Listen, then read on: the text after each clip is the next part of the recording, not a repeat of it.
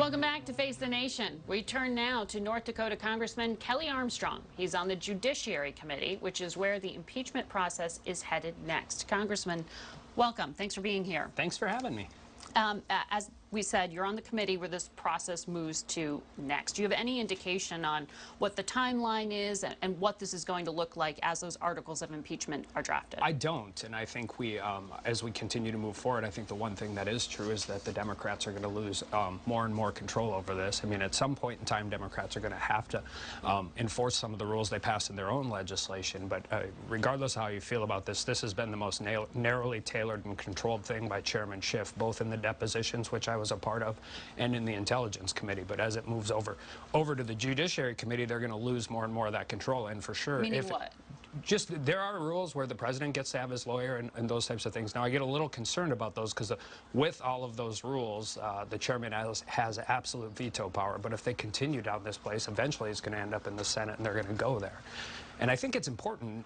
They were talking about the poll numbers this morning with Emerson, and there's a Vanity Fair article out that I think is probably the most important, and that is 62% of independents think that impeachment's more important to politicians. 61% think it's more important to the media. So when you come from a state like mine and you continue to work through all of these things, I just don't think that as a political exercise, I don't think it has been a success for the Democrats over the last 2 weeks.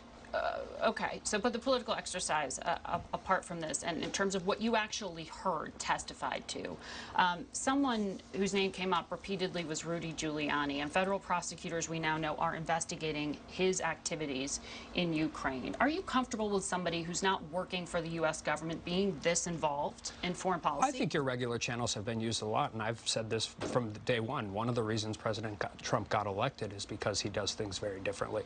You know, Do you know what Rudy Giuliani was tasked with doing? I don't. I mean, he was working through all of those things and working towards Gordon corruption. Sondland testified that it was Rudy Giuliani who was carrying out the quid pro quo, and that it was the president who told him to work with Rudy Giuliani.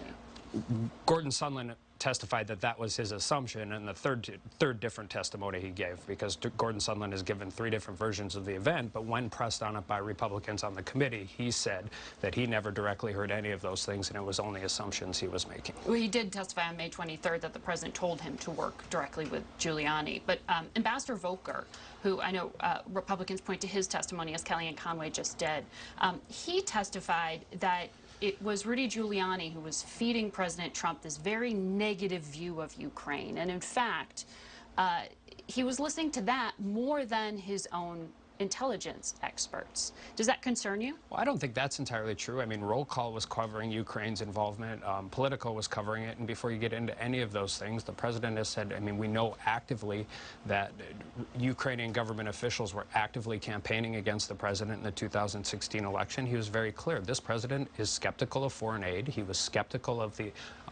You're talking about people who were no longer in the Ukrainian government who wrote op-eds that just said President, then candidate Trump was against Russia. Not just You're not, are you, I just want to clarify because we went through this just a few minutes ago.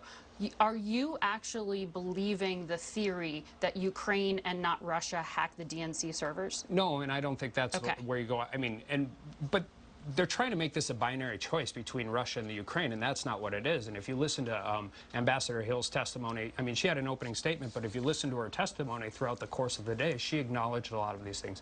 Not to put too fine a point on it, but the reason we're talking about the Ukraine is because we've had 2 weeks of impeachment hearings regarding the Ukraine. Those things are mutually exclusive, and I think the Republicans on the Intelligence Committee did a fantastic job of pointing out that how Russia interfered with the 2016 elections.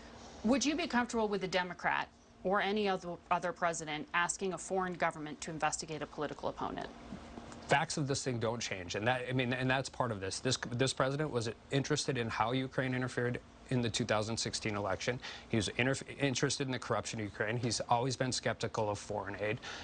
There was no favor. There was nothing that happened. The aid was released. So the answer is you are comfortable? I think the president, I think there's only one person that gets away with talking the way he does, and that's President Trump, and that's why the American people elected him. And that's one thing, again, as you see through all of these conversations that have occurred, is these career federal employees. So no one but President Trump should be allowed to get away with this? No, I just think President Trump communicates in a way that is the reason why he got elected. reelected because he doesn't do the things the way everybody else does that. And you can tell that's a frustration from where we talk about career federal employees versus President Trump. President Trump said the phone call was perfect. President Zelensky has said on numerous occasions that he didn't feel a pressure. I do. I think you have the transcript and you have the two principals on the phone call that have stated that.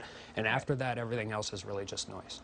We have to leave it there. Congressman, thank you for joining us. We'll be back with our legal panel in a moment.